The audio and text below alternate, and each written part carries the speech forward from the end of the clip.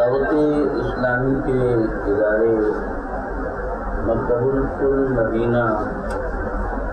یہ سلسلہ شروع کیا ہے علماء اہل سنت کی کتابوں کی تقریر کی تشریح روحات اور دیگر علمی کام یہ یقیناً قابل تحسین ہے کہ اس ادارے کو یہ سعادت حاصل ہو رہی ہے۔ حال ہی میں جد المنکار امام اہل سنت احمد رضا خان محدث بریلوی علیہ الرحمہ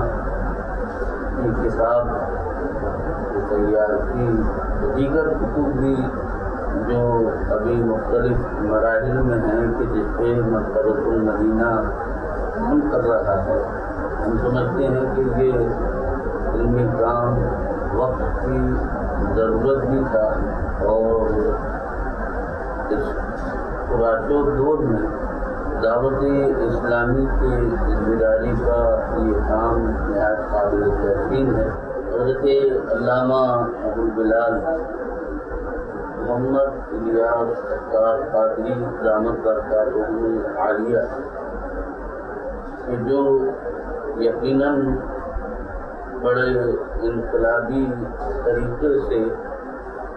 دین کی یہ خدمات انجام دے رہے ہیں کہ